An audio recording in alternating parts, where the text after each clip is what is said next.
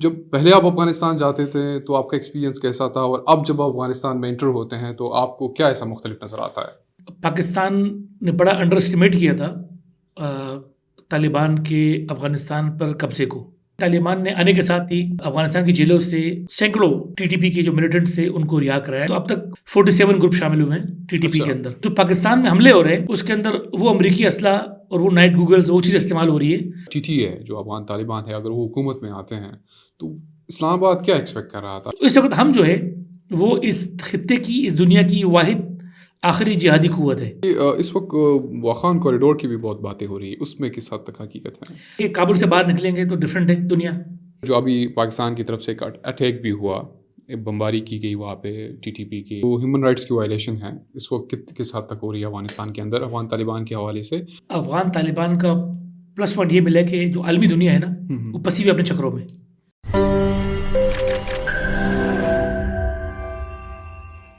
अस्सलाम वालेकुम, मैं हूँ Suhail Asghar Khan, welcome to our podcast. आज हमने इंतहाई काबिल कदर शख्सियत कराची से इनका ताल्लुक़ है और न्यूयॉर्क टाइम्स के लिए लिखते हैं, डॉन जो वेबसाइट है उनके लिए लिखते हैं और इस तरह जितनी भी इंटरनेशनल जर्नल्स हैं उनके लिए लिखते हैं एज़ अ जर्नलिस्ट। तकरीबन कोई 20 साल से काम कर रहे हैं और इसके अलावा बहुत सारे इदारों के साथ एज़ अ रिसर्चर भी काम कर रहे हैं। तो हमारी खुशकिस्मती है कि आज वो हमारे साथ स्टूडियो में मौजूद है।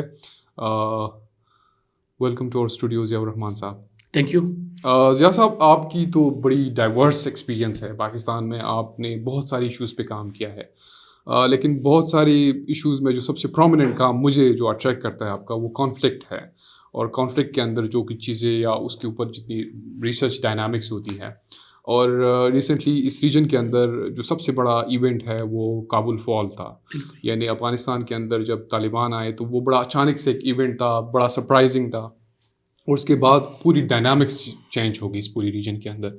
तो आपने रिसेंटली काबुल से कुछ वक्त पहले भी आपने विज़िट करते रहे हैं और काबुल फॉल के बाद अभी भी आपकी बड़ी फ्रीक्वेंट्स विज़िट रहे हैं अफ़गानिस्तान में। तो जब पहले आप अफ़गानिस्तान जाते थे तो आपका एक्सपीरियंस कैसा था? और अब जब आप अफ़गानिस्तान में एंटर होते हैं तो आपको क्या ऐसा मुख्तलिफ नज़र आता है? जी, बिल्कुल शुक्रिया मुझे इस प्रोग्राम में बुलाने का। जैसे आपने कहा कि जो अगस्त 2021 का इवेंट था, जब तालिबान ने बाकायदा अफ़गानिस्तान पे कब्ज़ा किया, हुँ, हुँ। अमरीकी अफ़वाज के निकलने के बाद, ये एक बहुत बड़ा इवेंट था, नॉट ओनली फॉर अफ़गानिस्तान, हुँ, हुँ। पाकिस्तान के लिए भी और पाकिस्तान के साथ-साथ जो और नेबरिंग कंट्रीज़ है, ईरान, सेंट्रल एशिया, चाइना, सबके लिए बहुत बड़ा इवेंट था। और इस इवेंट की एक अहमियत ये है कि अफ़गानिस्तान में जब 9/11 के बाद अ, अमेरिका जब आया, हुँ, हुँ। जब तालिबान गवर्नमेंट ख़त्म हो गई, या उससे कबल 96 में जब तालिबान ने अफ़गानिस्तान पे कब्ज़ा किया, या उससे पहले 79 में जब रशियन फ़ौज आई, उस वक़्त की जो लेफ़्ट की कम्युनिस्ट हुकूमत थी सपोर्ट करने के लिए, हुँ, हुँ। ये सारे बड़े इवेंट्स हैं जिसका बड़ा असर पड़ता है रीजन पे। तो ये भी बड़ा इवेंट था और इसके जो असरात है इन 3 सालों के अंदर बड़े क्लियर नज़र आए हमें। अच्छा। इसके बड़े देरपा असरात तो पाकिस्तान तो बड़ा इफ़ेक्ट हुआ उससे, लेकिन पाकिस्तान के साथ-साथ जो दीगर ममालिक है उसपे भी बड़ा असरात पड़े, जिसमें ख़ासूसन रिसेंट होने वाला जो मॉस्को में हमला था वो, और ईरान के शहर करमान में होने वाला खुदकश हमला वो भी शामिल है। तो अच्छा। इसके बहुत रिpercussion है इंतहाई सब रीजन पे। हमने इसको ज़रा पाकिस्तान की पर्सपेक्टिव से देखते हैं कि पाकिस्तान पे इस वक़्त इसके क्या असरात होंगे या हुए हैं अभी तक 2 साल 3 साल के अंदर? जी, मेरे ख़्याल में पाकिस्तान ने बड़ा अंडर एस्टिमेट किया था तालिबान के अफ़गानिस्तान पर कब्ज़े को। हम बड़े खुश थे कि जब अमेरिका के निकलने के बाद अफ़गानिस्तान ने आहिस्ता-आहिस्ता तालिबान ने आहिस्ता-आहिस्ता अफ़गानिस्तान पे कब्ज़ा करना शुरू किया, तो जो हमारी लीडरशिप थी इस्लामाबाद में सियासी और रावलपिंडी में बैठी फ़ौजी क़यादत, हम ये समझ रहे थे कि अब जो हुकूमत आएगी तालिबान की वो बहुत पाकिस्तान फ्रेंडली होगी हुँ, हुँ। बनिस्बत अशरफ गनी या हामिद करज़ई की हुकूमत के। और जो हमारा बड़ा सिक्योरिटी कंसर्न था तहरीक तालिबान पाकिस्तान या दीगर पाकिस्तानी मिलिटेंट ग्रुप्स थे उसके हवाले से, वो मसला हमारा हल हो जाएगा, क्योंकि वो हमारी बात मानेंगे।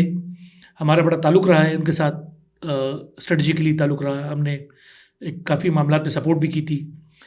लेकिन और अब देखिए उस वक़्त का जो इमरान खान का बयान आया था कि भई ग़ुलामी की ज़ंजीरें तोड़ दी, हुँ, हुँ। या जो आज के वज़ीर दिफ़ा है ख्वाजा आसिफ़ का एक ट्वीट अभी तक चलता रहता है, बिल्कुल, हाँ। सही है।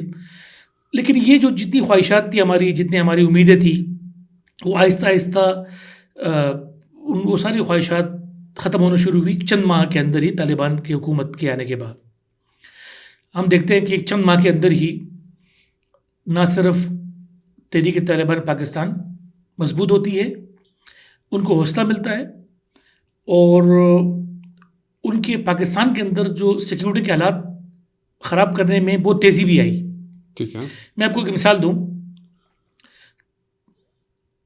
अगस्त या 2020 के मिड या आखिर तक तहरीक तालिबान पाकिस्तान काफ़ी कमज़ोर हो गई थी। उनकी लीडरशिप तकरीबन मारी गई थी ड्रोन हमलों में। वो ग्रुपबंदी का शिकार थे, काफ़ी ग्रुप बने हुए थे उसमें, और नए रिक्रूटमेंट नहीं हो रही थी। अच्छा। लेकिन अचानक हम देखते हैं कि जब तालिबान कब्ज़ा करते हैं अफ़गानिस्तान पे, तो तहरीक तालिबान पाकिस्तान को एक नई शे मिलती है, एक इंकरेज होते हैं। ठीक है। उसकी 3-4 बड़ी वजूहत थी। एक तो ये नज़रियाती पार्टनर थे अफ़गान तालिबान के, इन्होंने बड़ी हेल्प की अफ़गान तालिबान की अफ़गानिस्तान कब्ज़ा करने में, ख़ासतौर पर नॉर्दर्न एरियाज़ पकड़ने में। दूसरी बात ये कि तालिबान ने आने के साथ ही अफ़गानिस्तान की जेलों से सैकड़ों टीटीपी के जो मिलिटेंट्स थे उनको रिहा कराया, जिसके अंदर मरकज़ी जो नाम थे उसमें तहरीक तालिबान पाकिस्तान के जो डिप्टी अमीर थे मौलाना फ़कीर मोहम्मद बाजोड़ के, वो भी शामिल थे। अच्छा। तीसरे पर हम ये देखते हैं कि उसके साथ साथ एक अमल शुरू हुआ, जो अभी करंट चीफ है मुफ्ती नूर अली महसूद, उसने भी क्या किया कि जो ग्रुपबंदियाँ थी तालिबान की, उसको ख़त्म करने में बड़ा रोल अदा किया। और एक तो सारे नाराज़ ग्रुपों को शामिल कराया, बल्कि साथ साथ जो और ग्रुप थे लश्कर जंगवी के, अलकायदा के, पाकिस्तान में ऑपरेट करने वाले, उनको भी शामिल कराया। उसके अंदर कुछ ग्रुप तो बड़े अननोन थे, लेकिन कुछ ग्रुप बड़े इंपॉर्टेंट थे। अभी भी उन्होंने कुछ दिन पहले कहा कि डेरा इस्माइल खान से एक नया ग्रुप शामिल हुआ है, और इस तरह ये जो ग्रुप शामिल शुरू हुए, तो अब तक उनके बकौल 47 ग्रुप शामिल हुए हैं टीटीपी के अंदर। टीटीपी के अंदर, इस रीजन के अंदर 47 ग्रुप शामिल हुए। इसके अंदर हम कह सकते हैं कि 15-20 नॉन थे और लेस नॉन ग्रुप थे, मतलब अननोन ग्रुप थे, कोई जानते नहीं है कौन है कौन नहीं है।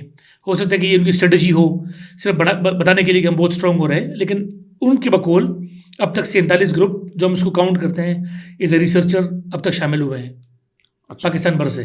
ठीक है। उसके अंदर 2 ग्रुप अलकायदा के एफिलिएट्स थे, एक लश्कर जंगी का ग्रुप था, काफ़ी ग्रुप बलूचिस्तान से शामिल हुए, और केपी से तो रोज़ाना मतलब हर महीने 1-2 ग्रुप शामिल होते हैं। एक और जो बड़ा कंसर्न था, जिसके ऊपर पाकिस्तानी हुकूमत बार बार याद दहानी भी कराती है, कि जो असला रह गया है अमरीकी अफवाज से, या जो असला अमरीकी अफवाज ने अफ़गान फोर्सेस को दिया था, और वो चूँकि असलहे के मालिक अफ़गान तालिबान है, तो जो पाकिस्तान में हमले हो रहे हैं उसके अंदर वो अमरीकी असला और वो नाइट गूगल्स, वो चीज़ इस्तेमाल हो रही है, जिसकी वजह से हमलों में बड़ी तेज़ी आई है और बड़ा नुकसान हो रहा है पाकिस्तान की सिक्योरिटी फोर्सेस, खासतौर पुलिस फोर्स का बड़ा नुकसान हो रहा है। ये हमले बड़े हैं खैबर पख्तूनख्वा के जनूबी अजला में, उसके अंदर डेरा इस्माइल खान, टांग, बन्नू, लकी मरवत टॉप पे है, जहाँ पर हर हफ्ते पुलिस एहलकार, अफसरान, पोलियो की ड्यूटी करने वाले एहलकारान, घर के बाहर स्कूल बच्चे छोड़ने वाले पुलिस एहलकारान, इन सब की शहादतें हो रही हैं डेली बेसिस पे, मतलब रेगुलर बेसिस पे। आपको क्या लगता है कि जब टीटीपी पहले था, तो उनको ये जो रीग्रुपिंग थी, इसमें क्या मुश्किलात पेश आ रही थी, जो काबुल फॉल के बाद उनको बड़ा आसानी के साथ एक ग्राउंड मिल गया? और दूसरी चीज़ ये है कि आप ये कह रहे हैं कि अफ़गान तालिबान या अफ़गान फोर्सेस के पास, जो गवर्नमेंट की फोर्सेस थे या उर्दू थी वहाँ उनके पास जो इक्विपमेंट था, जो असलहा था, वो कैसे टीटीपी के पास पहुँचा? एक तो मैंने आपसे पहले भी कहा कि अफ़गानिस्तान में जब ये ऑपरेशन हुआ 2014 में, नवाज शरीफ की हुकूमत थी, और ऑपरेशन ज़रब जब शुरू हुआ तो वो बड़ा एक डिसाइसिव ऑपरेशन था अगेंस्ट तहरीक तालिबान पाकिस्तान और जो दीगर ग्रुप थे अलकायदा और IMU और ETIM सब के ख़िलाफ़। उसके बाद ये ग्रुप मूव हुए अफ़गानिस्तान के 2 सूबों में, 3 सूबों में, सरहदी सूबों में, खोस्त, कुनड़, नंगरहार, इन इलाकों में मूव हुए। ठीक है। और ये वहाँ ऑपरेट कर रहे थे। इनको एक तरीके से अफ़गान हुकूमत की भी सपोर्ट थी, माजी वालों की, कुछ कह नहीं रहे थे, लेकिन फिर भी काफ़ी लोग पकड़े भी गए, मारे भी गए। अमेरिकन ड्रोन्स ने काफ़ी लोग मारे, जिसके अंदर मुल्ला फजलुल्लाह भी शामिल थे, तो वहाँ पर मारे गए। लेकिन फिर जब अगस्त 2021 में अफ़गानिस्तान पर तालिबान कब्ज़ा करते हैं, तो ये एक उम्मीद और एक जज्बा पैदा होता है कि यार अगर अमेरिका निकल सकता है तालिबान के इस जंग के बाद, तो हम भी कुछ कर सकते हैं।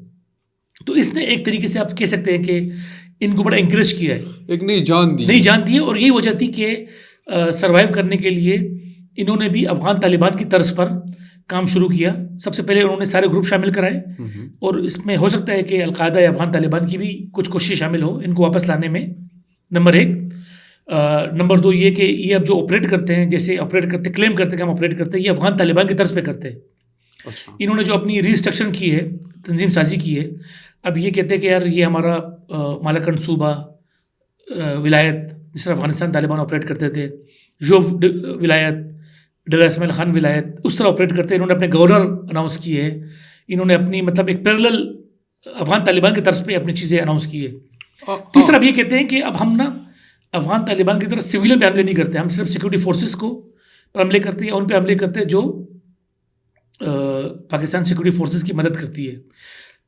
पाकिस्तान के जो इदारे हैं वो कहते हैं कि ऐसा नहीं है, ये अभी हमले कर रहे हैं, लेकिन क्लेम नहीं करते हैं जो बड़े बड़े हमले होते हैं, लेकिन ये कहते हैं कि नहीं हम नहीं करते।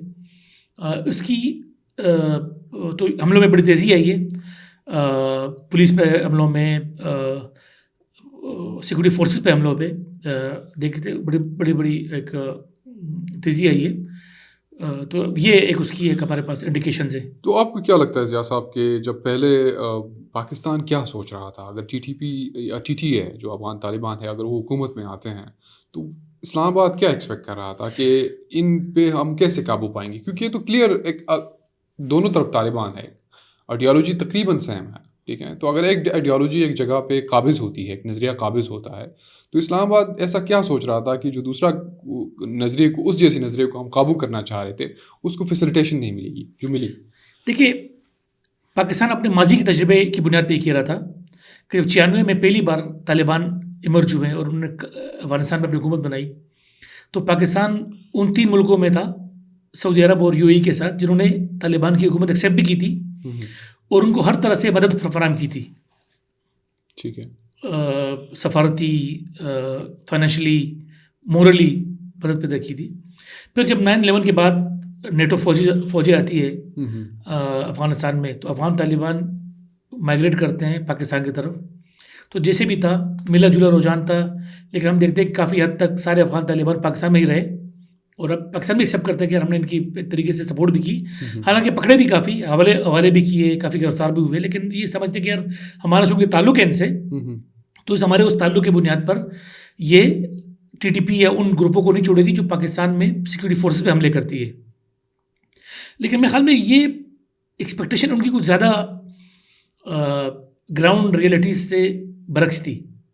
जैसे आपने भी कहा कि ये दोनों नज़रियाती तौर पर एक थे, ये मुल्ला उमर को ये अपना अमीरुल मोमिनीन मानते थे, ये खित्ते में इस्लामी निफाज जिहाद के वायलेंट तरीके से लाने के हामिर थे, लेकिन पाकिस्तान के ज़हन में कुछ और था। पाकिस्तान ये समझ रहा था कि शायद अफ़गान तालिबान को हमारी मदद चाहिए हो दोबारा, सफारती तौर पे, फाइनेंशियल तौर पे, हम उनकी लॉबिंग करेंगे दुनिया भर में कि आप इसको एक्सेप्ट करें। लेकिन जब तालिबान आए बरसर इक़्तिदार में, तो उन्होंने आंखें फेरना शुरू कर दी। ठीक है। उसी की वजह ये थी कि ये बात हकीकत है कि अफ़गानिस्तान के अंदर शुरू से ही एंटी पाकिस्तान सेंटिमेंट बहुत हाई थे। अभी से नहीं, बहुत पहले से। अफ़गानिस्तान का एक बहुत बड़ा तबका ये समझता है कि पाकिस्तान ही हमारी मुल्क में जो अमन अमान की अब तक सूरत हाल है, उसके अंदर पाकिस्तान एक मेजर प्लेयर है। सही है, वहाँ के अवाम भी सोचती है, वहाँ के मीडिया ने बहुत बड़ा रोल प्ले किया इससे। तो जब अफ़गान तालिबान जब आए, तो उनको इन चीज़ों को पता था कि अफ़गान अवाम में ये एक परसेप्शन है। तो उन्होंने आने के साथ ही ये कोशिश की कि अपने आप पर जो पाकिस्तान के हामी होने या पाकिस्तान के प्रॉक्सी होने का जो लेबल है, वो हटाने के लिए उन्होंने भी वही पॉलिसी इख्तियार की जो अशरफ गनी या आबिद करज़ई की हुकूमत में उनकी थी, मतलब पाकिस्तान के खिलाफ बयानात देना, हार्श बयान देना। सही है, एक तो ये हमें देखा कि काफ़ी बड़ा। फिर हम देखते हैं कि टीटीपी के हमले बढ़ते रहे, पाकिस्तान ने बार बार उनसे कहा, और लेकिन वो नहीं माने। अप्रैल 2023 में हम देखते हैं कि पाकिस्तान की फ्रस्ट्रेशन इतनी बढ़ी कि उन्होंने खोस्त में और एक और सूबे में बाकायदा एयर स्ट्राइक किए। फिर चतराल में एक टीटीपी के वाक़े के बाद हम देखते हैं कि पाकिस्तान तो कहते हैं कि हम तो खुद रेगुलेट कर रहे थे अपने अंदरूनी माशी हालात को, सिक्योरिटी हालात को बेहतर करने के लिए, लेकिन हम देखते हैं कि पाकिस्तान ने अक्टूबर 2023 पिछले साल एक बड़ा क्रैकडाउन किया इर्रेगुलर अफगान माजिन के खिलाफ, जिसके अंदर IOM के डेटा के मुताबिक कम से कम 5 लाख लोग को भेजा गया है। साथ साथ देखते हैं कि ट्रेड के हवाले से, क्योंकि अफगानिस्तान एक लैंड लॉक कंट्री है, उसको पोर्ट्स की ज़रूरत पड़ती है पाकिस्तान के कराची पोर्ट की, तो उन्होंने उस पर भी सख्ती कर दी और अफगानिस्तान में काफ़ी हज़ारों ट्रक्स रुके रहे कराची पोर्ट पे अफगान ट्रांजिट ट्रेड के नाम पे जो आ रहा था सामान उनके लिए। बॉर्डर बंद है। चमन अभी इन्होंने कहा कि वीज़ा इम्प्लीमेंट करेंगे, तो चमन बॉर्डर जो है वो 6 महीने से बंद पड़ा हुआ है। तो ये बार तुर्खम बॉर्डर तो 1 महीने में 2 बार बंद हुआ। तो ये वो चीज़ थी जिसके बाद पाकिस्तान ने सोचा कि हम थोड़ा सा इसको प्रेशर करेंगे, ब्लैकमेल करेंगे, थोड़ा सा दबाव डालेंगे कि वो TTP के खिलाफ कुछ एक्शन करे। लेकिन जो मैंने अंडरस्टैंडिंग की है, मेरे अभी एक रिसेंट जो दौरे किए, मैंने काफ़ी लोगों से मुलाकातें की, स्टडी किया, काफ़ी इंटरव्यूज़ किए, उसके तहत जो अफगान तालिबान का कहना है कि और जो एक काफ़ी हद तक सही भी है, क्योंकि ये जिहादी जो लैंडस्केप है उसकी कुछ मजबूरियाँ भी होती है। वो कहते हैं कि अगर हम पाकिस्तान के दबाव पे अगर हम एक्शन लेते हैं TTP के खिलाफ, रोकते हैं उनको, तो एक तो हमारे अपने रैंक्स के अंदर भी एक बगावत होगी तालिबान के रैंक्स के अंदर, क्योंकि एक बहुत बड़ा तबका ये समझता है कि ये हमारे नज़रियाती दोस्त है, हमें इनकी मदद करनी चाहिए क्योंकि इन्होंने 20 साल हमारी मदद की है। दूसरा जो बड़ा मसला है कि अगर हमने फोर्स इस्तेमाल किया इनके खिलाफ, तो ये दाइश खुरासान ज्वाइन कर सकते हैं, जो इस वक्त बहुत बड़ा मसला बना हुआ है अफगान तालिबान के लिए भी और रीजन के लिए भी। Pakistan, Iran, central Asian countries, even Russia के लिए भी। तो ये वो चीज़ें जिसके अंदर तालिबान कहते हैं कि यार पाकिस्तान को जो मिलिटेंट जिहादी लैंडस्केप है उसको समझने की बहुत सख्त ज़रूरत है। यहाँ पर मैं थोड़ा सा दाइश खुरासान के बारे में बताना चाहूँगा कि दाइश खुरासान तकरीबन ख़त्म हो चुकी थी 2019 में। दाइश खुरासान वजूद में आई थी 2015 में, कि जब पाकिस्तान के जो तहरीक तालिबान पाकिस्तान है उसके 6 कमांडरों ने जो TTP की लीडरशिप से नाराज़ थे और उन्होंने ज्वाइन की, उन्होंने ऐलान किया कि हम ज्वाइन कर रहे हैं दाइश। तो जो पहले उनके जो पहले अमीर थे दाइश खुरासान के, वो थे मतलब उसका ताल्लुक औरंगज़ई एजेंसी से था, नूर सईद औरंगज़ई। तो ये बेसिकली पाकिस्तान के ही मिलिटेंट्स थे जिन्होंने दाइश खुरासान बनाई। फिर हम देखते हैं कि उनके काफ़ी हमले थे पाकिस्तान के अंदर भी, अफगानिस्तान के अंदर भी। लेकिन 2019 तक अफगान तालिबान, अशरफ गनी हुकूमत और अमेरिकन बमबारी की वजह से दाइश ख़त्म हो गई थी कुनड़ और नंगरहार सूबों से। लेकिन जो अगेन जो आपने बात की कि जो अगस्त 2021 में तालिबान का आना, इसने दाइश को भी दोबारा जिंदा किया। उसकी वजह ये थी, TTP को भी जिंदा किया, दाइश को भी। उसकी वजह ऐसी थी कि इन्होंने सिर्फ जेल से कैदी रिहा किए, उसके अंदर तो TTP के लोग थे, उसके अंदर वो लोग भी थे जिसको अशरफ गनी गवर्नमेंट ने या अमेरिकन ने पकड़ा था, दाइश के उनके कमांडरों को, उनके मिलिट्री, वो भी रिहा हो गए। वो रिहा हुए तो उन्होंने क्या किया, अपने आप को दोबारा रीऑर्गेनाइज किया। और ये बहुत बड़ा मसला बने हुए हैं। दाइश खुरासान ने अब ये जाहिर कर रही है अपने पब्लिकेशन के ज़रिए, अपने मीडिया के ज़रिए, कि अब अफ़गान तालिबान जो है वो हुकूमत है, स्टेट है, और अलकायदा ख़त्म हो चुकी है इमल ज़वाहिरी के मरने के बाद, उसामा बिन लादेन मरने के बाद। तो इस वक्त हम जो है वो इस खित्ते की, इस दुनिया की वाहिद आखिरी जिहादी क़ुव्वत है। तो उन्होंने क्या किया कि पहले मरहले में उन्होंने अफ़गानिस्तान में अफ़गान तालिबान पर हमले शुरू किए, और जो माइनॉरिटीज़ है, शिया माइनॉरिटीज़ या और उन पे हमले शुरू किए, ये बताने के लिए कि अफ़गान तालिबान हुकूमत चलाने काबिल नहीं है, वो सिक्योरिटी नहीं दे सकती है अफ़गान अवाम को। ठीक है। दूसरे मरहले में उन्होंने हर उस मुल्क को टारगेट किया अफ़गानिस्तान के अंदर, उनके इंटरेस्ट को, जो अफ़गानिस्तान या तालिबान के साथ सफारती ताल्लुकात बढ़ाना चाह रही थी। उस पर हमारे पाकिस्तान के जो सफ़ीर या नुमाइंदा है उन पर हमला हुआ एम्बेसी में। ठीक है। उसमें रशियन एम्बेसी पे हमला हुआ काबुल में। उसमें काबुल में एक होटल है जिसको चाइनीज़ इस्तेमाल करते हैं, उस पर हमला हुआ। तो ये उन्होंने उन और उसको टारगेट किया जो उनके साथ सफारती ताल्लुकात बढ़ाना चाह रहे थे। तीसरे मरहले में हम देखते हैं कि ये अब दाइश खुरासान अफगानिस्तान और पाकिस्तान से निकल कर अब ये पहुंच गए हैं ईरान और मॉस्को, जो 2 हमले अभी हुए हैं। इन्होंने तो क्लेम नहीं किया, दाइश ने कहा हमने किया, लेकिन ये क्लेम नहीं किया कि हमारे किस शाख ने किया है, क्योंकि दाइश खुरासान उनकी शाख है। लेकिन चूँकि हम नज़दीक है उनके प्रॉक्सिमिटी के लिहाज से, और जो शाखें हैं वो दूर है, वो अफ्रीका में है, वो मिडल ईस्ट में है। तो जो बड़े ज़्यादातर अमेरिका और जो बड़े एक्सपर्ट्स हैं वो कहते हैं कि ये दोनों हमले जो है वो किए हैं दाइश खुरासान में, और उसके अंदर उन्होंने ताजिक मिलिटेंट इस्तेमाल किए। तो अफ़गान तालिबान का एक बड़ा सेटबैक ये भी था कि इन्होंने एक नए उसको जन्म दिया, एक नए एक दाइश खुरासान के नाम से एक नए ट्रांसनेशनल थ्रेट को जन्म दिया, जो पाकिस्तान के अंदर भी हमले करती है, जिन्होंने हमने देखा कि बाजौड़ के अंदर GOI के हमले इलेक्शन पे किया, उसमें 50-60 अफराद जाँ बाक हुए। इलेक्शन के दिनों में उन्होंने बड़े हमले किए, बलूचिस्तान में जगह जगह पे हमले किए, जो बड़ा एक थ्रेट बन रहा है हमारे लिए। तो ये दाइश का जो रिसर्जेंस किया है इन्होंने अपने आने के साथ। आप ये कह रहे हैं कि जिस तरह अफगान तालिबान हुकूमत में आए, ठीक है, उसके बाद TTP और दाइश को एक नई ज़िंदगी मिली और वो रीग्रुपिंग उन्होंने की और वो बहुत मौसर हुए। आपको क्या लगता है कि पाकिस्तान को जब ये काबुल फॉल हो रहा था, तो उस वक्त काबुल को या पाकिस्तान को खुद ये एक्सपेक्टेशन नहीं थी कि जिस तरह अशरफ गनी वहाँ से निकला और काबुल को ऐसे छोड़ दिया तालिबान के लिए, अफगान तालिबान के लिए, और वो मिसकैलकुलेशन थी, उसकी वजह से ये पूरी जो सिनारियो है ये क्रिएट हुआ। हालांकि अगर ये बैक इन 1996 उस तरह होता जिस तरह पाकिस्तान बिल्कुल ऑन बोर्ड था उस पूरे प्रोसेस के अंदर, तो वो पाकिस्तान के लिए इतना ख़तरनाक साबित नहीं हुआ वो टेक ओवर। और अभी चूंकि पाकिस्तान बिल्कुल ऑन बोर्ड ही नहीं था जिस तरह अशरफ गनी निकला है, तो उसकी वजह से ये जो हम असरात देख रहे हैं, ये उस एक वजह उसकी ये भी है, बहुत बड़ी वजह।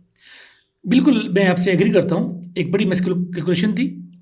एक तो ये कि थोड़ा इसको समझना पड़ेगा कि जैसे मैंने आपसे कहा कि एक तो जिहादी लैंडस्केप चेंज हुआ ग्लोबली भी, सही है ना? चूँकि तालिबान आए दोहा एग्रीमेंट के थे, ठीक है, उन्होंने बातचीत की अमेरिका से, तो एक तरीके से उनके हैंड ओवर किया गया, सही है? ठीक है। और इन 3 सालों के अंदर भी, 3 साल पूरे हो जाएंगे अगस्त में, तो उस 3 सालों के अंदर भी मतलब इतना कोई आलमी दुनिया के इंटरेस्ट नहीं रहा अफगानिस्तान में। उनका सिर्फ जो कंसर्न होता है वो कहते हैं कि हमारे मफादात को कोई नुकसान ना पहुंचाए। तो जो 2 थ्रेट्स थी, ट्रांसनेशनल थ्रेट्स, जो जिससे बड़ा थ्रेट पड़ते दुनिया भर में, वो एक होती है अलकायदा, एक है ISKP या दाइश खुरासान। TTP उनके लिए हमारा मसला है, पाकिस्तान का मसला है, अमेरिका का या वेस्ट का या किसी का मसला नहीं है, वो हमारा मसला है, पाकिस्तान का मसला TTP है। अब हम देखते हैं कि चीन को कंसर्न है, चीन की बड़ी इन्वेस्टमेंट है पाकिस्तान में, अफगानिस्तान में, रीजन में। चीन ये समझता है कि यार चूँकि उनके भी एक जो सिंकियांग रीजन है उसका एक ग्रुप है, East Turkestan Islamic Movement ETIM, वो ये समझते हैं कि यार अफगानिस्तान में जो नया सिनेरियो पैदा हुआ है उसके अंदर शायद ETIM दोबारा ना उभर आए या कहीं ज्वाइन ना कर ले ISKP। अच्छा। तो उन्होंने भी एक कोऑपरेशन शुरू की है तालिबान के साथ। रशिया ने भी शुरू की है, जैसे मैंने कहा कि वो उनके सफ़ीर भी वहाँ पर है, चीन का भी गया है, सेंट्रल एशियन कंट्रीज़ ने भी कोऑर्डिनेशन शुरू की है। तो यहाँ अब मसला क्या हो रहा है कि इंटरनेशनल कम्युनिटी डिवाइडेड है। वो डील तो कर रहे हैं, तालिबान को एक्सेप्ट नहीं कर रहे हैं, लेकिन अपनी किसी न किसी लेवल पे वो तालिबान को एंगेज कर रहे हैं। ठीक है। उन सब का जो मसला है वो है सिक्योरिटी कंसर्न है कि यार इससे जो अब ये बहुत बड़ा, ये जो अमेरिका का निकलना और तालिबान का आना, ये बहुत बड़ा एक बड़ा इवेंट है, ये बहुत बड़ा इवेंट, और इस पर इसके बड़े रिपरकशन पूरी दुनिया पे, रीजन पे, हमारे रीजन पे, जैसे आपने शुरू में कहा पाकिस्तान कोई इससे बचेगा नहीं, और हर बंदा अपने। तो अब देखें कि हम देख रहे हैं कि अब इन्होंने दोहा एग्रीमेंट में कहा था कि हम पाकिस्तान को, हम अफगानिस्तान की सरजमीन को किसी के खिलाफ भी इस्तेमाल होने नहीं देंगे, और हम किसी भी फॉरेन मिलिटेंट को अलाउ नहीं करेंगे अफगानिस्तान से हमले करने में। ठीक है। लेकिन हम देखते हैं कि यार अलकायदा का सरबरा एमल ज़ाहर भी वही पाया जाता है, दोनों मारा जाता है, TTP वहाँ पर है, सही, पाकिस्तान कंसर्न बड़े जेन्युइन है, ठीक है, सबकी कंसर्न जेन्युइन है। अगर आप UN सिक्योरिटी काउंसिल की रिपोर्ट आती है, कुछ महीने बाद आती है, वो बताती है किस तरह कौन कहाँ ऑपरेट कर रहे हैं, किसके किससे लिंक बन रहे हैं, ISKP किस तरह रिक्रूट कर रही है नए ग्रुपों को। तो एक बड़ा प्रेशर है अफगान तालिबान पे, और मेरे ख्याल में ये जो हमले हुए हैं, 2 हमले, ईरान का और मॉस्को का, इसके बाद तो बड़ा प्रेशर आएगा तालिबान पे कि यार कैसे ये आपके रीजन में, आप तो फेल्ड स्टेट है कि आपके यहाँ मतलब क्रॉस बॉर्डर मिलिटेंसी हो रही है, ट्रांसनेशनल मिलिटेंसी हो रही है आपके मुल्क से, तो ये बड़ा प्रेशर आएगा। ये आप ये समझते हैं कि जो अफगान तालिबान इस वक्त है उसके लिए खाली पाकिस्तान के लिए कंसर्न नहीं है सिक्योरिटी, ये रशिया के लिए भी है, चाइना के लिए भी है, और बाकी कंट्रीज़ के लिए भी होगा। आपने अभी 2-3 फ्रीक्वेंट विजिट किए हैं अफगानिस्तान के, आपको अफगान तालिबान के अंदर क्या ऐसा चेंज मिला कि जो पहले आपने नहीं देखा? क्योंकि हम ये एक्सपेक्ट कर रहे थे कि जो लोग पहाड़ों पे बैठे हुए हैं, उन्होंने गुरीला जंगें लड़ी हैं, वो एडमिनिस्ट्रेशन नहीं संभाल पाएंगे, और शायद बहुत सारे इश्यूज़ इस वक्त है। आपने उनकी हुकूमत में ऐसा क्या देखा जो वो बहुत बेहतर कर रहे हैं, और ऐसी चीज़ जो अभी भी उनके लिए बहुत बड़ा चैलेंज है? देखिए, एक तो आपने जो बड़ी इम्पोर्टेंट बात की कि तालिबान के अंदर भी मुख्तलिफ सोच के लोग हैं। एक सोच वो है जो 20 साल पहाड़ों पे लड़ा है। ठीक है। वो कहते हैं कि भाई मैं तो लड़ा हूँ, एक तालिबान का जो ट्रू नज़रिया था, हार्श इंटरप्रिटेशन ऑफ इस्लाम, मैं उसके लड़ा हूँ। आप गर्ल्स एजुकेशन नहीं छोड़ेंगे। ठीक है। इंक्लूसिव गवर्नमेंट क्या होती है, हम तो भाई जीत के हम आए, खिलाफत होगा। सही है। तो एक वो स्कूल ऑफ थॉट है जो कहता है कि भाई हम बड़े, जिसको हम कह सकते हैं कि हार्श या हार्ड लाइनर कह सकते हैं, हार्ड लाइनर। एक वो है जो थोड़े से मॉडरेट टाइप के, मॉडरेट इन द सेंस के फ्लेक्सिबल भी है, थोड़ा सा बातचीत करना भी चाहते हैं। वो समझते हैं कि यार बस होना चाहिए, अब हम बातचीत की ताल्लुकात भी होना चाहिए, फॉरेन पॉलिसी भी होनी चाहिए, पड़ोसी से ताल्लुकात अच्छे होने चाहिए। लेकिन ये ग्रुप बड़ा कमज़ोर है। अच्छा। वो जो ग्रुप है ना, जो लड़के आया है, वो बड़ा हावी है। इसके अंदर फिर एक और, मैं आपको इसको डिवाइड करता हूँ कि इसके अंदर एक और ये है कि जो आपको सामने नज़र नहीं आएगा, लेकिन आप जब जाते हैं, लोगों से मिलते हैं, इवन पाकिस्तान में जब लोगों से मिलते हैं, वहाँ मिलते हैं, आपको नज़र आएगा कि एक डिवीज़न तो है, लोहे कंदहार और लोहे पख्ती हकी के।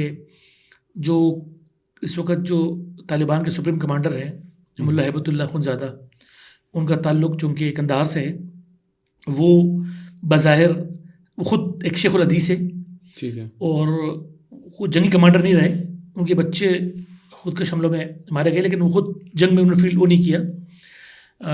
तो वो सुप्रीम कमांडर है और उनकी अपना एक सर्कल है अपना, वो हर चीज़ को इस्लामिक इंटरप्रिटेशन में देखते हैं, शरीयत की उसे देखते हैं।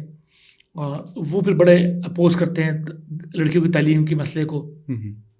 और इंक्लूसिव गवर्नमेंट का मतलब ये होता है कि आप सबको शामिल करें। अब जो अफगानिस्तान में तालिबान की हुकूमत है, वो हेविली पश्तून गवर्नमेंट है। बिल्कुल। इवन जो नॉन पश्तून इलाके हैं, वहाँ भी इन्होंने पश्तून गवर्नर भेजे हैं, कंदहार से, मुख्तलिफ सूबों से। इससे पहले ये था, चूँकि अफगानिस्तान एक मल्टी एथनिक कंट्री है, तो आप शेयरिंग करते हैं, आप उज़्बेक, ताजिक, हज़ारा सबको आप शेयर देते हैं। जैसे पहले अगर अशरफ गनी प्रेसिडेंट होते हैं तो अब्दुल्ला फिर वो CEO या इस तरह टाइप की चीज़ें होती हैं, वजारतें होती हैं। इस बार इनके पास सिंबॉलिक कुछ लोग हैं, लेकिन वो उस तरह नहीं है, हेविली पश्तून गवर्नमेंट है। तो वो इंक्लूसिव गवर्नमेंट को नहीं मानते। वो कहते हैं यार, उनके जहन में ये है कि इंक्लूसिव गवर्नमेंट का मतलब ये है कि आप जो पुराने वारलॉर्ड्स थे मुख्तलिफ एथनिक कम्युनिटीज़ के, अब उनको लें। उनके जहन में ये वही नहीं, अब मतलब सिविल सोसाइटी भी होती है, काफ़ी और लोग भी होते हैं, लेकिन उनके जहन में ये। तो फिर एक और ग्रुप है जो हम देखते हैं, खोज थे, इन लोग यहाँ से ऑपरेट करते हैं, इसको हक्कानी नेटवर्क कहते हैं, सिराजुल हक्कानी उसको प्रेजेंट करते हैं, वज़ीर दाखिला है वहाँ के। वो फिर थोड़े से मॉडरेट हैं, उनका एक्सपोजर बहुत ज़्यादा है। वो चूँकि इस अफगान जिहाद में 80s से रहे हैं, उनका बड़ा ताल्लुक अमेरिका से, पाकिस्तान से, ट्रांसनेशनल ग्रुपों से, अरब से, पाकिस्तानियों से, उज़्बेक, ताजिक सबसे रहा है। तो वो इस सेंस में बड़े एक्सपोजर बड़ा मैटर करते हैं कि आप कहाँ से, आपका एक्सपोजर क्या है। तो ये हमें नज़र आता है। इस ईद के अंदर भी 2 मैसेज आए, एक हैबतुल्लाह का बयान आया था, एक सिराज हक्कानी का बयान आया था। सिराज हक्कानी का बयान, हैबतुल्लाह का बयान बड़ा हार्श था, और सिराज हक्कानी कहते हैं कि यार हमें अफगान आवाम की हेल्प करनी चाहिए। तो इससे भी अंदाज़ा होता है कि 2 स्कूल ऑफ थॉट पाए जाते हैं, जिसको समझने की बहुत सख्त ज़रूरत है। एक चीज़ ये भी है कि एक तो हमारे पास अफगानिस्तान की उस तरह खबरें भी नहीं आती है, तजिए नहीं आते, क्योंकि अफगानिस्तान में एक तरीके से देखा जाए तो मीडिया की भी एक बड़ी ब्लैकआउट है। इंडिपेंडेंट मीडिया अलाउ उस तरह है नहीं। 90% जर्नलिस्ट तो वहाँ से चले गए, तो उस तरह खबरें आती भी नहीं है कि हो क्या रहा है ग्राउंड पे। तो एक बहुत सख्त ज़रूरत है आफ्टर अगस्त 2021 के अफगानिस्तान को और तालिबान को समझने की बहुत सख्त ज़रूरत है। जनरेशन बढ़ गया है। अब जो लीडरशिप है उसके अंदर मोस्टली जो तालिबान जो 96 में थे, उनके बच्चे अब लीड कर रहे हैं। जैसे मुल्ला याकूब है, वो मुल्ला उमर के साहिबजादे हैं, जो वज़ीर दिफा भी है। अब वो समझे जाते हैं कि जो अफगानिस्तान में एंटी पाकिस्तान सेंटिमेंट है, वो बहुत उसके अंदर वो उसके चैम्पियन समझे जाते हैं। तो आपने डील किया था उनके बड़ों से, अब उनके बच्चे हैं। सिराज हक्कानी है, उनके वालिद थे जलालुद्दीन हक्कानी, अब उसका बेटा है। तो एक जनरेशनल गैप भी आया है, उसकी भी समझने की बहुत सी ज़रूरत है। और एक बात है कि ये भी तालिबान 2.0 है। आपने मुझसे शुरू में सवाल पूछा, आपने कैसे देखा? इस बार हमने देखा काबुल में उस तरह भी नहीं है कि वो पहले जिस तरह 96 में 5-6 नापते थे या दाढ़ियाँ नापते थे कि आपकी दाढ़ी कितनी बड़ी है, कितनी छोटी है। अब सोशल मीडिया का दौर है, उनको भी अंदाज़ा हो गया 20 सालों के अंदर बड़ा चेंज आया है। अफगानिस्तान के अंदर एक बहुत बड़ी बाहर के पैसों से एक बड़ी पैसे आए, तो उससे एक बड़ी नई मिडिल क्लास इमर्ज हुई है। कुछ निकल गए, कुछ लोग अभी भी वहाँ पर है, सोशल मीडिया का बड़ा इस्तेमाल है। तो उस तरह सख्ती वो नहीं कर रहे हैं जो पहले करते थे, अभी कर रहे हैं। मतलब जैसे मैंने आपसे कहा कि गर्ल्स एजुकेशन में पाबंदी है, ये एक बड़ी इंसानी हकूक़ की बड़ी वायलेशन है। इंक्लूसिव गवर्नमेंट नहीं है। एक अनाउंसमेंट है कि खातून अकेले इतने किलोमीटर से आगे जा नहीं सकती, लेकिन उस तरह इंप्लीमेंट नहीं करते जिस तरह वो पहले 96 में करते थे। कोड़ो वाले जिस तरह चीज़ें थी ना, वो उस तरह इंप्लीमेंट नहीं करते। एक और चीज़ मैंने नोट की, अगर उसको हम कंपेयर करें 96 के माहौल से, कि दौर बड़ा चेंज हुआ है, तालिबान भी बड़े चेंज हुए।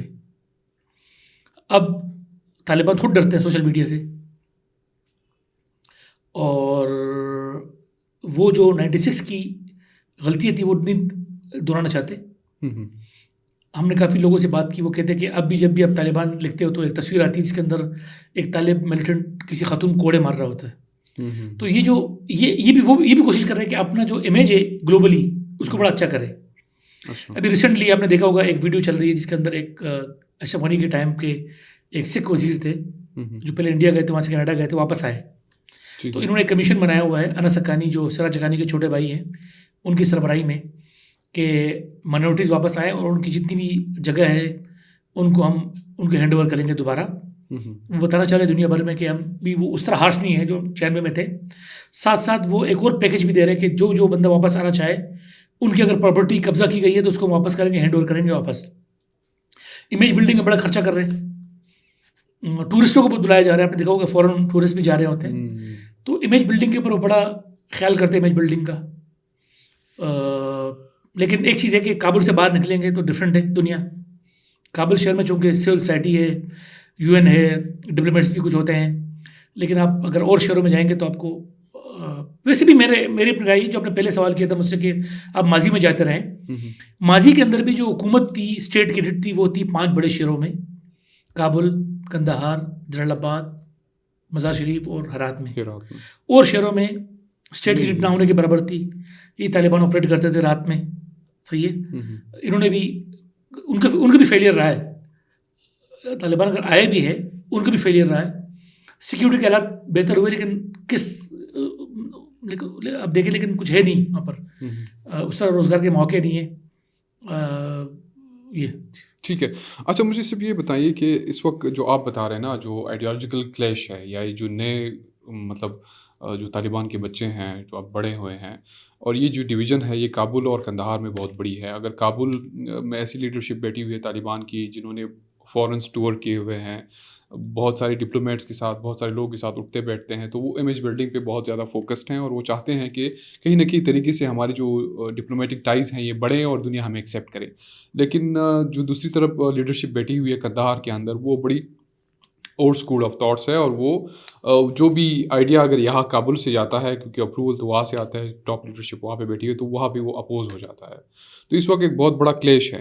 तो आपको क्या लगता है कि आने वाले वक्त के लिए जो सिक्योरिटी चैलेंजेस हैं, ख़ासकर जो अभी पाकिस्तान की तरफ से एक अटैक भी हुआ, एक बमबारी की गई वहाँ पे टीटीपी के हाइडआउट्स पे, तो आप क्या देखते हैं कि अफगान तालिबान इस वक्त इन इश्यूज़ को, स्पेसिफिकली सिक्योरिटी इश्यूज़ को कैसे काबू कर पाएंगे? देखिए, मेरी अपनी राय ये है कि इस वक्त अफगान तालिबान का प्लस पॉइंट ये मिला कि जो आलमी दुनिया है ना, वो फंसी हुई अपने चक्रों में। अच्छा। यूक्रेन वॉर आ गई, मिडल ईस्ट का क्राइसिस आया इसराइल हमास के मसले के बाद, तो दुनिया अपने चक्रों में फंसी हुई है, उनका ध्यान नहीं है इस तरफ। जैसे मैंने आपसे पहले कहा कि उनका जो ध्यान भी है वो है सिक्योरिटी कंसर्न के हवाले से, कि हमें कोई मसला ना हो अफगानिस्तान से, वेस्ट को मसला ना हो। तो वो अभी तक जो तालिबान को डील कर रहे हैं वो उसको सिक्योरिटी पॉइंट ऑफ व्यू से कर रहे हैं। कभी कभी जो वेस्टर्न कंट्री वो कह देती है कि यार गर्ल्स एजुकेशन या इंक्लूसिव गवर्नमेंट का, सही है ना। ठीक है। जो आपने और एक और बात की डिफरेंसेस की, ये डिफरेंसेस है, लेकिन ये ऐसे नहीं है कि इससे कोई फूट पड़ेगी तालिबान में। तालिबान को ये पता है कि हमारा जो सर्वाइवल है वो है यूनिटी पे। अगर हम तकसीम हो गए तो हम ख़त्म हो जाएंगे। तो बावजूद कि उनमें डिवीज़न भी है, मुख्तलिफ इशूज़ के ऊपर मुख्तलिफ डिग्री लेवल पे वो अपोज भी करते हैं चीज़ों को, लेकिन वो एक उसके अंदर करते हैं, पैरामीटर के अंदर करते हैं। आपकी बात से मैं बड़ा एग्री करता हूँ कि कंदाहार ही बेसिकली असल पावर बेस है। हर वज़ीर को जाना पड़ता है बार बार कंदाहार, मुल्ला हैबतुल्लाह जो तालिबान के सुप्रीम लीडर हैं उसकी अप्रूवल लेने के लिए, और असल पावर ये वही है। लेकिन ये मैं कहूँगा कि उसके बावजूद कि हमें नियर फ्यूचर में कोई ऐसी चीज़ नज़र नहीं आ रही कि इसमें कोई फूट पड़ेगी। जहाँ तक दूसरा सवाल है आपका इंटरनेशनल कम्युनिटी, खासतौर पाकिस्तान के सिक्योरिटी कंसर्न का, ये अब मसला है कि किस तरह तालिबान डील करेगी इस मसले को, क्योंकि हमले बढ़ रहे हैं। अब एक चीज़ मैंने नोट की जो मेरे ख्याल में टीटीपी की एक स्ट्रेटजी है कि आपने देखा होगा कि पाकिस्तान के अंदर नए ग्रुप काफ़ी बन गए, तहरीक-ए-जिहाद पाकिस्तान बन गया। ये हो सकता है कि जो पाकिस्तान की जो सिक्योरिटी एजेंसी है वो भी कहती है कि चूँकि टीटीपी इसलिए खुद क्लेम नहीं करती बड़े बड़े अटैक कि इसका प्रेशर पड़ेगा फिर अफगान तालिबान पे इस्लामाबाद की तरफ से। ठीक है। तो आप नए ग्रुप से क्लेम करें, अफगान तालिबान बोले कि ये तो हमारे ग्रुप है नहीं, तो नए ग्रुप है। तो वो भी चाहते कि अफगान तालिबान पर प्रेशर ना बढ़े। ठीक है। लेकिन प्रेशर बढ़ेगा, हमले हो रहे हैं, और लेट्स सी कि क्या होता है आने वाले टाइम में। हम देखते हैं कि पाकिस्तान की जानब से दोनों चीज़ें हो रही है। हमने देखा कि मार्च में हमला भी होता है अपेरेंटली हाफिज़ गुल बादर के अड्डों पे, लेकिन उसी 2-3 हफ्तों बाद, 10 दिन बाद, एक पाकिस्तान से डेलीगेशन भी जाता है काबुल सेक्रेटरी कॉमर्स की सरबराही में, जो ट्रेड की बातें करते हैं कि ट्रेड को कैसे आगे किया जाए और ट्रेड को पॉलिटिक्स से दूर रखा जाए। जो आपने बात की ना कि बॉर्डर बंद होता है बार बार, ट्रेड सबसे बड़ा इफेक्ट हुआ है ट्रेड। ठीक है। क्योंकि हमारे तरफ से जाता है सीमेंट और मुख्तलिफ चीज़ जाती है, वहाँ से कोयला आता है, फूड आते हैं। तो जब बॉर्डर 3-4 दिन बंद हो तो आपका सारा फूड ख़राब हो जाता है, सब्ज़ी ख़राब हो जाती है, तो उसका बड़ा असर पड़ रहा है उस पर, ट्रेड पे। और यही वजह है जो हमने अक्टूबर में जो हमने नए रूल्स इम्प्लीमेंट किए अफगान ट्रांजिट के लिए, क्योंकि अफगानिस्तान लैंडलॉक कंट्री है, वो डिपेंडेंट है पोर्ट कंट्री के। तो हमें देखते हैं कि मुल्ला ब्रदर जाते हैं और काफ़ी लोग जाते हैं, फिर ईरान का जो चाबार बॉर्डर है उसको यूज़ करने की बात करते हैं एज अल्टरनेटिव, कि अगर पाकिस्तान तंग करते तो हम वो इस्तेमाल करेंगे, जो जिसको इंटरनेशनल मीडिया समझती है कि गवादर का कंपटीटर है चाबार जो पोर्ट है। ठीक है। अब आप ये कह रहे हैं कि दुनिया ये भी चाहती है कि किसी न किसी तरीके से अफ़गान तालिबान को ट्रेड के अंदर या इकनॉमिक जो चीज़ें हैं स्टेबिलिटी उसके अंदर इंगेज किया जाए, ना कि उसको बार बार एज अ सिक्योरिटी थ्रेट के तौर पर भी डील किया जाए। पाकिस्तान भी ये सोच रहा है और शायद चाइनीज़ भी ये सोच रहे हैं कि वहाँ पे बहुत ज़्यादा इन्वेस्टमेंट चाइनीज़ की तरफ से भी हो रही है, और उसकी तरफ जो अफ़गान तालिबान है वो काफ़ी हद तक वेलकमिंग भी है कि आप आएँ यहाँ पे ट्रेड करें, और वो काफ़ी हद तक बड़े सिक्योरिटी भी प्रोवाइड कर रहे हैं इन सारे प्रोजेक्ट्स को। लेकिन अगेन मैं आई एग्री विद यू, ये सब कुछ हो रहा है, लेकिन बावजूद कि जो कंसर्न्स है ना सबके वो बड़ा जेन्युइन है, और ये कंसर्न बार बार जाहिर होते हैं अक़वाम मुत्तहिदा की सिक्योरिटी काउंसिल की जो रिपोर्ट्स आती है, सिक्योरिटी रिपोर्ट्स में आती है। ठीक है। वो ये कहते हैं कि भाई अब तक सारे ग्रुप्स वहाँ है। इवन जब एमन ज़वाहिरी का जब मारे गए ड्रोन में, उससे पहले जो रिपोर्ट आई थी 10 दिन या 15 दिन पहले, उसके अंदर बाकायदा यूएन सिक्योरिटी काउंसिल की रिपोर्ट में कहा गया कि भाई वो काबुल में है, वो सारे ग्रुप्स से राब्ते में है। तो जब तक अफ़गान तालिबान ये मसला हल नहीं करेंगे, नेबरिंग कंट्रीज़ के, पाकिस्तान का, ईरान का, सेंट्रल एशियन कंट्री का, जैसे अभी हम कह रहे हैं कोऑपरेशन, वो कह रहे हम कोऑपरेशन कर रहे हैं, लेकिन वो सिर्फ और सिर्फ ISKP के मामले पे कर रहे हैं, दाइश के मामले पे कर रहे हैं, वो अलकायदा या TTP या और ग्रुपों के बारे में नहीं कर रहे। कभी कभी कहते हैं कि हमने TTP को यहाँ से ले गए, उस तरफ ले गए, या चाइनीज़ जो ग्रुप है ETI उसको वहाँ से वहाँ ले गए, लेकिन ये मसले का हल नहीं है। आपके लिए इस वक्त वाखान कॉरिडोर की भी बहुत बातें हो रही है, उसमें किस हद तक हकीकत है?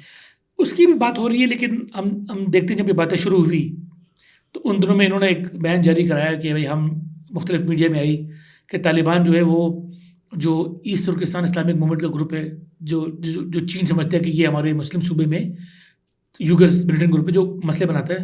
तो एक स्टेटमेंट आई कि यार बयान सिर्फ खबरें आई कि इसको मूव किया उन्होंने वहाँ से बदरशाह से नॉर्दर्न सूबों की तरफ, उस पर भी काम जारी है। लेकिन अगेन कि चाइना का मसला सिर्फ ये मसला नहीं कि सिर्फ अफगानिस्तान में, चाइना की बड़ी इन्वेस्टमेंट पाकिस्तान में है। और जो अभी हमला हुआ बिशाम में, उससे पहले दासू में हुआ, तो जिसके बारे में काफ़ी लोग ये कहते हैं कि TTP करती है हमले, और ये करती है बिहाफ ऑफ ETIM, क्योंकि ग्लोबली एक जिहादी नेटवर्क का हिस्सा है। ठीक है। तो ये जो TTP का मसला है ये सिर्फ पाकिस्तान का कंसर्न नहीं है, चीन का भी कंसर्न नहीं है। आपको क्या लगता है जो रिसेंट कतर में कॉन्फ्रेंस हो रही थी अब वो अफ़गानिस्तान के हवाले से, उसमें अफ़गान तालिबान को दावत दी गई, लेकिन साथ ही अफ़गानिस्तान से कुछ मुख्तलिफ ग्रुप्स हैं, पॉलिटिकल ग्रुप्स हो सकते हैं या वहाँ पे जितनी भी मकामी लीडरशिप थी उनको भी बुलाया गया, जिसको वजह बना के अफ़गान तालिबान ने जाने से इनकार किया। आपको क्या लगता है कि इस वक्त दुनिया जो है वो अफगान तालिबान को अप्रोच करने में क्या उन पे प्रेशराइज किया जा रहा है कि उनको इंक्लूसिव गवर्नमेंट की तरफ आना होगा, तब जाके उनकी एक्सेप्टेंस होगी इंटरनेशनली? जी, ये बड़ी इंपॉर्टेंट चीज डेवलपमेंट थी जो कतर में यूएन कॉन्फ्रेंस हुई। पिछले साल उनको बुलाया नहीं था, इस साल बाकायदा इनवाइट किया गया। लेकिन अफगान तालिबान ने देखा कि उसके अंदर उन लोगों को बुलाया जा रहा है जो सिविल सोसाइटी के एक्टिविस्ट है, जिनको वो अपना हरीफ समझती है। उन्होंने इस बात पे बायकॉट किया कि यार हम क्यों जाए जहाँ आप हमारे हरीफ को बुलाते हैं, जो हमें क्रिटिसाइज़ करेंगे, जो हमारे वे ऑफ गवर्नेंस को क्रिटिसाइज़ करेंगे, जो कहेंगे कि यार आप इंक्लूसिव गवर्नमेंट नहीं है, आप गर्ल एजुकेशन को फॉलो नहीं करते हैं। तो इन्होंने इसलिए उसका बायकॉट किया। आपकी बात सही है कि दुनिया में कोशिश जारी है इनको एंगेज करने के लिए मुख्तलिफ लेवल पे। नेबरिंग स्टेट भी करती है, सेंट्रल एशिया कंट्री भी करती है, रशिया भी करती है। लेकिन अगेन मसला है कि उनके लेवल डिफरेंट है। कोई एक होता है ना कि उनका जो मेन फोकस है वो अभी भी जो है वो सिक्योरिटी कंसर्न है। दे डोंट केयर कि क्या हो रहा है वहाँ पर। अभी उनका जो बड़ा मसला है वो सिक्योरिटी कंसर्न है। और मैं बार बार कहता हूँ कि चूंकि वो खुद फंसे हुए हैं अपने चक्रों में, यूक्रेन की जंग में फंसे हुए हैं या इसराइल हमास के चक्कर में फंसे हुए हैं, तो इसलिए भी एक फोकस बहुत कम हुआ है पाकिस्तान। इस वक्त जो अफगान गवर्नमेंट मुख्तलिफ डिपार्टमेंट्स रन कर रहा है, तो वहाँ पे जो क्राइटेरिया है अबाउट द सिलेक्शन या जो भी किसी भी बंदे को कोई भी डिपार्टमेंट या डिपार्टमेंट का हेड बनाया जाता है, तो उसका क्राइटेरिया क्या होता है? मैंने एक दफ़ा कहीं सुना कि वहाँ पे पश्तो में कहते हैं ना कि तासुम टिकान कड़ी दी, मतलब आपने कितनी गोलियां बरसाई हैं दुश्मन के ऊपर, आपने कितनी जंगें लड़ी है, वो है क्राइटेरिया आपकी मेरिट का कि आप किसी भी इदारे का हेड या उसको रन कर सकते हैं। ये बड़ा इंपॉर्टेंट सवाल है और उसका क्राइटेरिया ये है कि आपने इन 20 सालों में किसी न किसी तरीके से इस इंसर्जेंसी का हिस्सा रहे हैं आप, ये क्राइटेरिया है। अब हुआ ये कि जो अफगानिस्तान की जो आर्मी है फॉर एग्जांपल, उसके अंदर रिसेंटली एक बड़ी स्क्रूटनी शुरू हुई है कि आया इसके अंदर वो लोग भर्ती हुए हैं जो अफगान इंसर्जेंसी का हिस्सा रहे या कोई नेपोटिज्म के थ्रू भी लोग भर्ती हुए हैं। तो उसका क्राइटेरिया आपकी बात सही है, यही है कि जो जिसने कोई एक्टिवली पार्ट लिया हो, तो वो क्या कर रहा है कि फील्ड कमांडर्स जो होते हैं जो मुख्तलिफ लेवल पे होते हैं, इसके अंडर में 300-200 लोग होते हैं, वो उनसे पूछते हैं कि यार इस बंदे ने क्या हिस्सा लिया नहीं लिया। तो उनसे कहते हैं कि आप कोई लेटर लाए, कोई रिकमेंडेशन लेटर लाए, अटेस्टेशन लाए कि आया आपने हिस्सा लिया नहीं लिया है।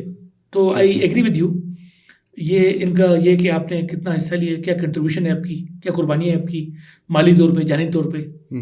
इस वक्त अफगान करेंसी को पाकिस्तान से कंपेयर किया जाता है तो कहते हैं कि अफगान करेंसी बहुत ऊपर है। हालांकि वहाँ पे बहुत जंगें लड़ी गई, 40 साल तक एक बहुत बड़ी जंग लड़ी गई और अभी भी एक ख़ास गवर्नमेंट नहीं है, अभी भी वहाँ पे कोई इंडस्ट्रीज़ नहीं है, कुछ ऐसा नहीं है। तो अभी अफगानिस्तान की जो इकॉनमी है वो कैसे काम कर रही है?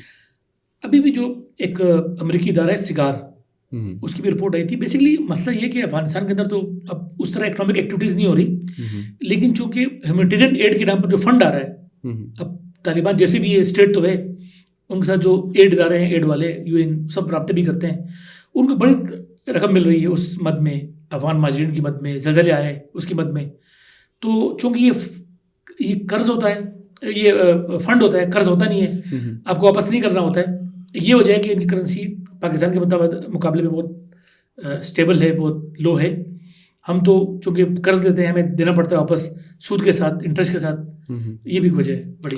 और मेरे ख्याल से बहुत बड़ी वजह ये भी है कि अफगानिस्तान में जितनी भी फैमिलीज़ हैं उनके लोग जो हैं वो बाहर। ये आपने बड़ी इंपॉर्टेंट बात की। ये आप काबुल के मरकजी शहर में एक बहुत बड़ी बिल्डिंग है जहाँ पर सारे सराफ कहते हैं उसको, मनी चेंजर, ये जो पैसे आते हैं, तो बहुत बड़ा डायस्पोरा है यूरोप में और अमेरिका, नॉर्थ अमेरिका में, वहाँ से बहुत बड़ा पैसा आता है फैमिली को सपोर्ट करने की। अफगानिस्तान की सोसाइटी वैसे भी बड़ी मॉडरेट फैमिलीज होती है, ये सपोर्ट करते हैं दूसरे को, तो बड़ा पैसा आता है रेमिटेंसेस के नाम पे। ठीक है। और ये जो अफगानिस्तान की गवर्नमेंट जो इस वक्त रन कर रही है, तो गवर्नमेंट को भी बहुत बहुत बड़ा पैसा चाहिए होता है, तो वो टैक्स कलेक्शन है या उनके साथ की रिजर्व है? या टैक्स कलेक्शन में अभी जो आपको एक शेयर करता हूँ, जब मैं अब जा रहा था चमन बॉर्डर से स्पिन बोल्दक से कंधार शहर, टैक्सी में जा रहा था, टैक्सी वाले ने बड़ी फरियाद की कि यार हमसे बहुत टैक्स लेते हैं, पहले टैक्स होता नहीं था, तो अब इन्होंने टैक्सेशन बहुत प्रॉपर की और बहुत सख्ती से टैक्स इकट्ठे करते हैं। ठीक है। और ये प्रॉपर कोई सिस्टम है या कोई हर तालिब की अपनी मर्जी है? कमांडर की सिस्टम इन्होंने किया। असल में हुआ क्या है, इनको तो बेसिकली 96 के अंदर तो कोलैप्स चीजें थी, इस बार तो उनको हैंड ओवर हुआ है प्रॉपर स्टेट हैंडल हुई है, इदारे बिल्कुल थे, लोग चेंज हुए, निजी स्टाफ वही है, जो निकल के जो रह के वो काम कर रहा है। इन्होंने अपने वजीर बिठा दिए, अपने गवर्नर बिठा दिए, अपने एडमिनिस्ट्रेटर बिठा दिए, लोग वही है, इदारे हैं, दफ्तर हैं, गाड़ियाँ हैं, तो वो है। तो वो उस तरह कोलेप्स नहीं हुआ इस बार, इसको बड़ी बड़ी चीज़ मिल गई इनको, ठीक है। तो इसीलिए ये उस तरह ऑपरेट कर रहे हैं। कुछ मिनिस्ट्री ख़त्म की इन्होंने वुमेन डेवलपमेंट ख़त्म की है, इन्होंने चूँकि सियासी पार्टी ख़त्म, इलेक्शन कमीशन ख़त्म किया है, इलेक्शन के खिलाफ है ये, ठीक है, ऑफिशियली बैन लगाया हुआ है किसी भी किस्म की सियासी एक्टिविटीज़ पे, ठीक है। किसी भी और स्कूल ऑफ थॉट के मदारिस पे, तो ये एक बैन है वहाँ पर। ये भी एक तासुर दिया जा रहा है कि अगर पिछली गवर्नमेंट्स ने यहाँ पे पॉलिटिकल पार्टीज़ को फ्लरिश किया होता, पॉलिटिकल पार्टीज़ होती, तो शायद आज अफगानिस्तान में ऐसा कोई काउंटर लोग होते जो अफगान तालिबान के साथ उनको अपोज करते, उनकी अपोजिशन करते। तो ये बहुत बड़ा फेलियर था मेरे ख्याल से अशरफ गनी गवर्नमेंट का या हामिद करज़ई बिल्कुल। गवर्नमेंट ये उधर अभी भी सिवाय हिज़्ब इस्लामी के गुलबद्दीन हकमतियार की भी शख्सियत है, उसके अलावा मेरे ख्याल में इस तरह पार्टियाँ नहीं बन सकी। अगर पार्टियाँ होती तो वो एक डेमोक्रेटिक सिस्टम होता, लेकिन वहाँ पर्सनैलिटीज़ बड़ी हावी थी, और उन पर्सनैलिटीज़ को भी पार्टियाँ फेवर नहीं करती थी। अगर 20 सालों के अंदर सियासी पार्टी बनती तो हालात बड़े चेंज होते। अच्छा, आखिर में ज़िया साहब हमें बताएं कि इस वक्त दुनिया तो देख रही है, लेकिन जो ह्यूमन राइट्स की वायलेशन है इस वक्त किस हद तक हो रही है अफगानिस्तान के अंदर, अफगान तालिबान के हवाले से या ख़ुसूसन स्पेसिफ़िकली ख़वातीन के हवाले से, और फिर वो लोग जो अफगान गवर्नमेंट में, अफगान एजेंसीज़ का या अफगान आर्मी का हिस्सा थे, उनके ऊपर क्रैक डाउन करना, वो सोशल एक्टिविस्ट जो बड़े एक्टिव रहे हैं पिछले दौर में, उनको ढूंढना, उनको मारना, ऐसी क्या सूरत है? शुरू में तो काफ़ी थी, अब मसला ये कि रिपोर्ट हो नहीं रही है। रिपोर्ट हो रही है, हमें मालूमात नहीं हो रही, क्योंकि उस तरह इंडिपेंडेंट मीडिया है नहीं। कुछ वेबसाइट है लेकिन उनकी रिपोर्टें बहुत ज़्यादा गलत भी होती है कभी कभी। ठीक है। अब मसला है कि वायलेशन तो होती है। सबसे बड़ी वायलेशन ये कि आपने आधी आबादी को घर बिठा दिया कि आप नहीं पढ़ाएंगे। सबसे बड़ी वायलेशन, पढ़ेंगे नहीं आप, लड़कियाँ, ख़वातीन, उनकी जॉब्स की पाबंदी है, उनकी ट्रेवलिंग पाबंदी है। ये एक बहुत बड़ी आपने एक वो की है। जो राइवल सेक्ट्स जो स्कूल ऑफ थॉट्स है, उनके बड़े मसले हैं। आपने पाबंदी लगा दी सारे school of thought, Salafi school of thought सब पे कि ये नहीं चलेंगे। सही है, ठीक है। वायलेशन तो हो रही है लेकिन उस तरह रिपोर्ट नहीं हो रही जिस तरह होनी चाहिए। उसकी मैंने बताई आपको वजह कि मीडिया वहाँ से निकल गया, मीडिया बड़ा अंडर कंट्रोल है। कल भी उन्होंने 2 मीडिया आउटलेट्स पर पाबंदी लगाई, जिनमें एक गुलबद्दीन हकमतियार के नज़दीक था और एक और मजहबी ग्रुप था उसके नज़दीक था। ठीक है। तो उनके लिए खैर तो किसी भी मीडिया ग्रुप पे पाबंदी लगाना कोई इतना मुश्किल काम नहीं है, लेकिन इस वक्त इंटरनेशनल मीडिया भी उस हद तक एक्सेस नहीं है, खामोश है, चीज़ें रिपोर्ट नहीं हो रही। पहले ज़माने में एक छोटा सा इवेंट होता था, उसको बहुत बड़ी ग्लैमराइज किया जाता था, उसमें बहुत बड़ी पॉलिटिक्स होती थी, टॉक शोज़ होते थे। अब चूँकि दुनिया खामोश है, आपकी बात बिल्कुल ठीक है कि दुनिया का इंटरेस्ट कहीं और है। Thank you so much Zia साहब, आपने हमें वक्त दिया और हमारे साथ इतनी अच्छी इन्फॉर्मेशन शेयर की। Thank you.